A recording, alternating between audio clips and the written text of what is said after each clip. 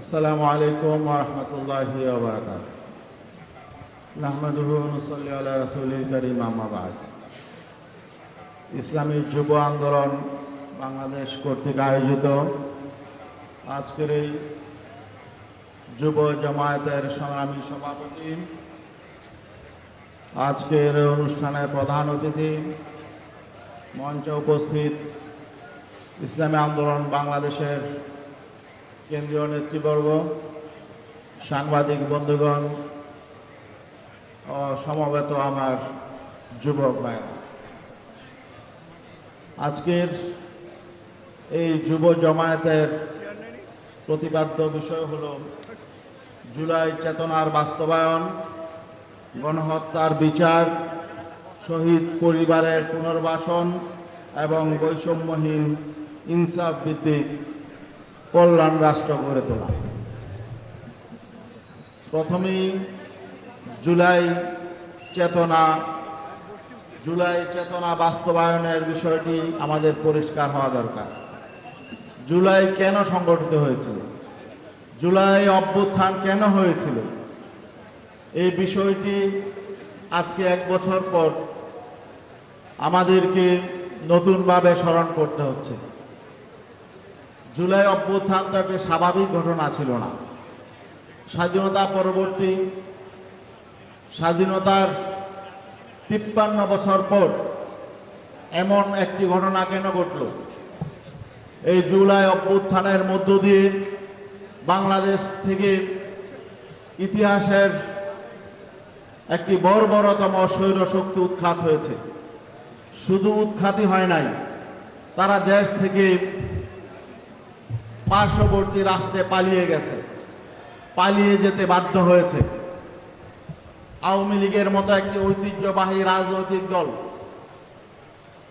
তারা top to bottom, কেউ দেশ থেকে পালিয়ে গেছে, কেউ দেশের মধ্যে বিভিন্ন জায়গায় গর্তে লুকিয়ে আছে।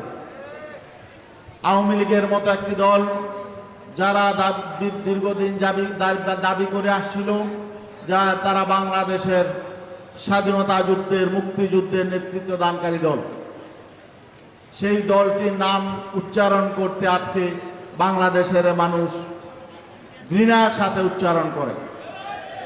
এই পরিণতি কেন হলো? এই পরিণতি হয়েছে হলো তারা বারবার মানুষের সাথে প্রতারণা করেছে, বিশ্বাসঘাতকতা করেছে, মুক্তিযুদ্ধের চেতনা বাস্তবায়নের নামে জাতিকে শোষণ নির্যাতন চালিয়েছে, বিভক্ত করেছে এবং বাংলাদেশটাকে ভারতের করদ রাজ্যে পরিণত করার জন্য তারা এহেন কাজ নাই যা করে নাই। যার পরিণতি হিসাবে বাংলাদেশের মুক্তি পাগল মানুষ, স্বাধীনতাকামী মানুষ, তারা ঐক্যবদ্ধভাবে এই ফেসিবাদী শক্তিকে মোকাবেলা করেছে। তারা দেশ থেকে উৎখাত করেছে এবং তারা দেশে অন্যায় করেছে, অবিচার করেছে, জুলুম করেছে, নির্যাতন করেছে, চাঁদাবাজি করেছে, গুম খুন ধর্ষণ করেছে। এই জন্যে গোটা জাতি ঐক্যবদ্ধভাবে তারা দেশ থেকে তাদেরকে তাড়িয়েছে, ক্ষমতা থেকে নামিয়েছে। আমরা সামনে নতুন বাংলাদেশ বিনির্মাণ করতে চাই। আমরা আগামীতে একটি দেশপ্রেমিক সরকারকে ক্ষমতায় আনতে চাই। কিন্তু আজকে 1 বছর পর আমরা কি দেখতে পাচ্ছি? যে কারণে জুলাই বিপ্লব হলো, যে কারণে গোটা জাতি ঐক্যবদ্ধ হলো, সেই স্বপ্ন আজকে একটি শক্তি আবার গলা টিপে হত্যা করার জন্য উদ্যত হয়েছে। ঠিক না ভাই? আজকে আমরা যখন মৌলিক পরিবর্তন চাচ্ছি, নতুনভাবে নতুন বাংলাদেশ বিনির্মাণের জন্য আমরা যখন আওয়াজ তুলছি, তখন বাংলাদেশের ক্ষমতা প্রত্যাশী একটি বৃহৎ দল তারা বলছে আমরা নাকি দেশ বিরোধী, আমরা নাকি নির্বাচন চাই না। আসলে তারা আজকে আমাদেরকে ভয় পাচ্ছে। তারা তাদের ক্ষমতায় যাওয়ার জন্য আমাদেরকে বাধা মনে করছে। তারা বুঝে গেছে বাংলাদেশের মানুষ তাদেরকে প্রত্যাখ্যান করা শুরু করেছে। বাংলাদেশের মানুষ অতীত রাজনীতি আর চায় না। অতীতে যারা ক্ষমতায় ছিল তাদেরকে মানুষ বারবার পরীক্ষা করেছে, তাদের রাজনীতি মানুষ দেখেছে, তাদের অর্থনীতি দেখেছে, তাদের শাসন দেখেছে। অতএব সামনে বাংলাদেশের মানুষের সামনে তাদেরকে নতুন করে বলার কিছু নাই। মানুষ বিকল্প চাচ্ছে, আর বিকল্প হলো এখন ইসলামী শক্তি। ইসলামী শক্তি ঐক্যবদ্ধ হচ্ছেন, ইসলামী শক্তি জেগে উঠছেন। বাংলাদেশের গণমানুষ ইসলামী শক্তিকে আগামীতে ক্ষমতায় আনার জন্য ঐক্যবদ্ধভাবে সিদ্ধান্ত গ্রহণ করছে। এজন্য তারা যখন দেখছে যে তাদের ক্ষমতায় যাওয়া সহজ পথটা কঠিন হয়ে গেছে, এজন্য তারা ইসলামী আন্দোলনের বিরুদ্ধে আজকে বিভিন্নভাবে অপপ্রচার চালাচ্ছে।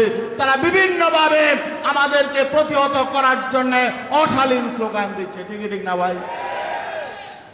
মানুষ অত বোকা না। তোমরা রক্তচক্ষু দেখাইবা, হুমকি দামকি দিবা, জবাই করার স্লোগান দিবা, আর মানুষ তোমাদের ভয়ে চুপচাপ তোমাদেরকে মেনে নেবে, এটা ভাবার কোনো কারণ নাই। আওয়ামী লীগ তোমাদের চেয়ে বড় শক্তি ছিল, সাংগঠনিক শক্তি, প্রশাসনিক শক্তি, মিডিয়ার শক্তি, এবং তাদের বিদেশি বিভিন্ন রকম সহযোগিতা তোমাদের সে কম ছিল না। কিন্তু তারা কিন্তু কিছু বাচ্চা ছেলের ধাওয়া খেয়ে দেশ থেকে পালিয়েছে। ঠিক না ভাই?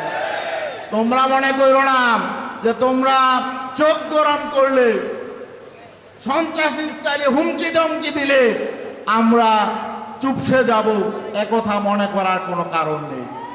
আগামীতে কোন সন্ত্রাসী, চাঁদাবাজ, দুর্নীতিবাজ তাদেরকে মানুষ ভয় করবে না। মানুষ ঐক্যবদ্ধ হচ্ছে, নির্বাচনে তাদেরকে প্রত্যাখ্যান করবে। আমরা দেখেছি বিগত 12টি নির্বাচন হয়েছে, 12টি নির্বাচনই কোনো না কোনোভাবে বিতর্কিত হয়েছে।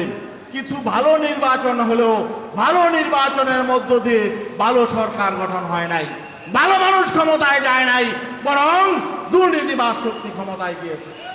এই জন্য আমরা বলেছি এই মৌলিক জায়গায় সংস্কার হতে হবে। মৌলিক সংস্কার ছাড়া আগামীতে নির্বাচন হবে না।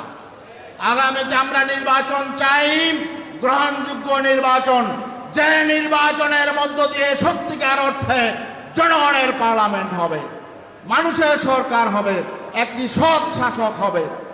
আর যেন তেন নির্বাচনের মধ্য দিয়ে বিগত দিনের মতো একটি সন্ত্রাসী শ্রেণী, দুর্নীতিবাজ শ্রেণী, চাঁদাবাজ শ্রেণী, একটি লম্পট শ্রেণী ক্ষমতায় যাবে, এই আশা ভুলে যান। হবে না। আমরা প্রতিরোধ করে তুলব ইনশাল্লাহ।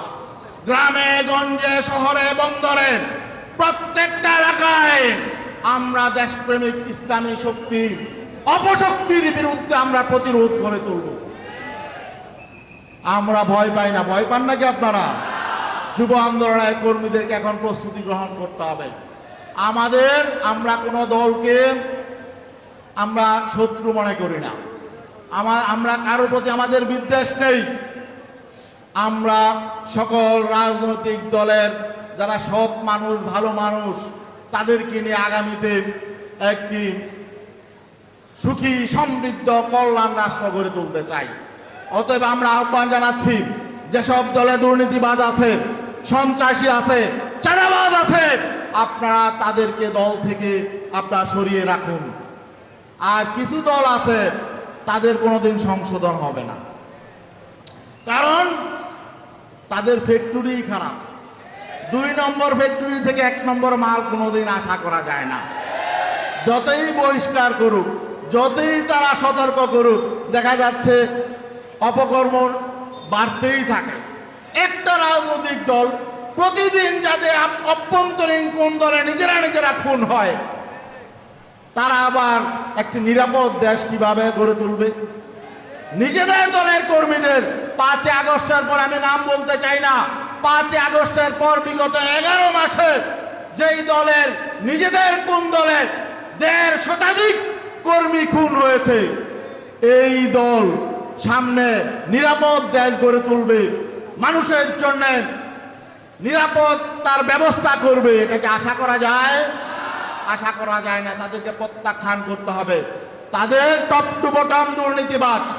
অতএব 2-4 হাজার চাঁদাবাজকে বহিষ্কার করে ওই দল কোনোদিন সংশোধন হবে না। তারা অতীত থেকে কোনো শিক্ষা নেয় নাই, তাদের চরিত্র পরিবর্তন হয় নাই। অতএব আমাদেরকে নতুন শক্তি যারা রয়েছে বাংলাদেশের, ইসলামী শক্তি, দেশপ্রেমিক শক্তি, তাদেরকে ইস্পাত কঠিন ঐক্য গড়ে তুলতে হবে দেশ বিরোধী শক্তিকে মোকাবেলা করার জন্য, মানুষের বিরুদ্ধে শক্তিকে মোকাবেলা করার জন্য, এবং ফ্যাসিবাদ যাতে পুনর্বাসিত হতে না পারে এই জুলাই অভ্যুত্থানের প্রত্যাশা বাস্তবায়নের জন্য আমাদের জনগণের যারা ভালো, জনগণের মধ্যে যারা ভালো নেতৃত্ব চায়, ভালো দেশ চায়, কল্যাণ চায়, যারা সুশাসন চায়, তাদেরকে ঐক্যবদ্ধ হতে হবে। এই ঐক্যবদ্ধ হওয়ার আহ্বান জানিয়ে আমি আমার বক্তব্য শেষ করছি। আসসালামু আলাইকুম।